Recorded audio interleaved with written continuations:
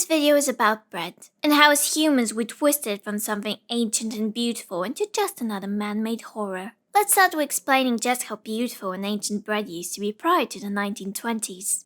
It was around 10,000 years ago when humans first discovered the infinite food glitch. But interestingly enough, we've actually been making bread long before that. There's archaeological evidence of flour existing more than 30,000 years ago, and that's way before humans were agricultural. All around the world, tribes were speed-running civilization by growing grains and making those grains into bread.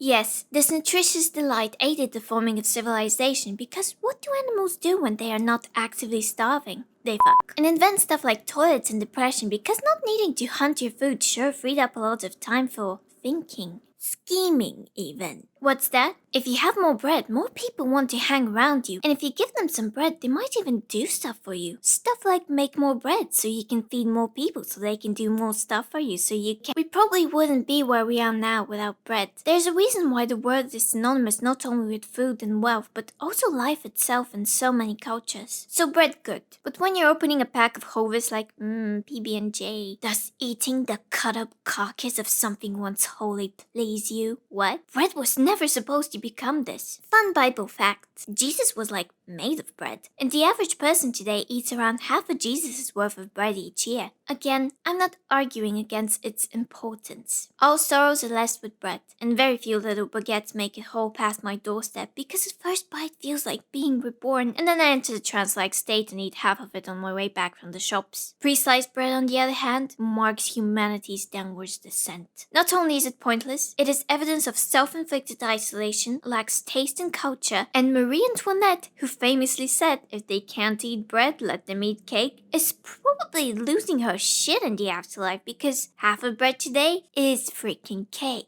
GoBots got cancelled and beheaded for just predicting the future. So now let's move on to why literally everything is better than sliced bread and why it exists as proof of humanity becoming weak, complacent, and excessively consumeristic. Bread wasn't exactly perfect to begin with. In the beginning of civilization, the unenlightened man ate bread that looked pretty depressing. But around 15,000 BC, bread leveled up. Literally, thanks to yeast. It's not exactly clear who were the first to make yeast-risen bread, but the earliest known records trace this beauty back to ancient Egypt, so it was probably the aliens. Then later on, the Romans upgraded the Greek invention, water-milling grains into flour, and got full credit for it like they usually do. Anyways, point is, Romans fucked over the Greeks, but bread is something they did not fuck around with.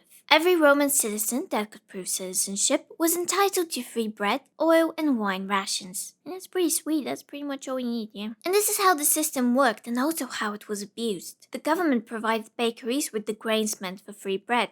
But of course some bakers would take a bit of it for their own goods, replacing the flour and the free loaves with sawdust or, just dirt. And that made bakers quite wealthy and powerful. Too powerful. This is why it was mandatory for them to stamp their bread. So any subpar loaf can be traced back to its maker and he can be banished. This practice of bread stamps also existed during the medieval ages. Again, any breads that were moldy, too light, or just didn't comply with the regulations for size, quality, and price would mean punishment for the baker. He would be pillared, hurled in a cart around the city with the offending loaf around his neck, forbidden from baking any more bread, or again simply banished if he continuously made subpar goods. Imagine just being a shit baker during those times, or just had an off day, like make one bad loaf and you're toast. But this proves people still had standards in the Middle Ages. I mean, imagine what they would do to tag a baking company back then. Bread was just that important. No self-respecting country would condone fiber fraud under any circumstances. In fact, inferior grain bread was one of the major things to spur an uprising. After the French Revolution, the idea for all classes to eat the same type and quality of bread became a symbol of equality. And I personally think that yeah, I would probably risk my life and die for a good loaf of bread. But remember, this is what the French were fighting for. Oh yeah. If this thing got up on stage to sing for me and my troops, I'd definitely be ready to die for it. But unfortunately, most bread now looks like this. And for why? There used to be nothing more sacred than breaking bread with your brothers. Pre-broken bread is a social anomaly, yet people still buy it. July 7th, 1928. Otto Rohrwacher finished creating the guillotine that would slice, wrap, and essentially put an end to the now extinct, rest in peace, good loaf of supermarket bread.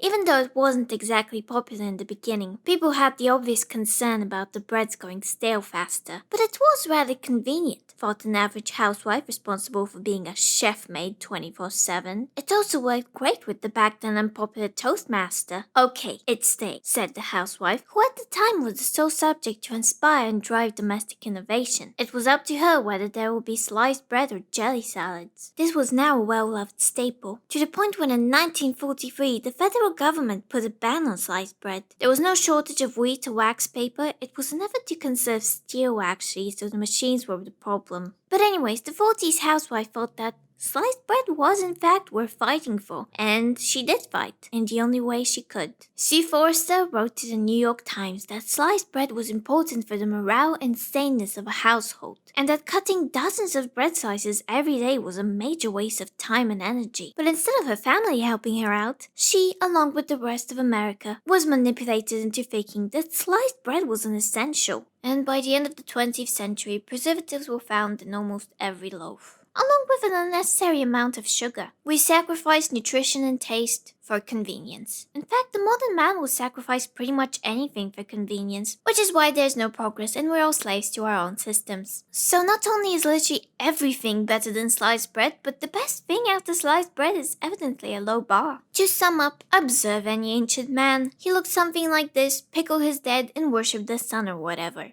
He ate bread that looked like this. Now look at you, Mr. Beast worshipping back problems having cloud engineer? Cloud engineer? Continue eating cake. The question for the day is actually me encouraging you to defend sliced bread. If you can, convince me it's not evil. Also, look at this! It's me! Someone drew me. Thank you. And a lot of people keep asking me where I'm from, what's my accent, why do I sound like this? This is where I'm from, this is where I live, this is my real voice. Okay, bye.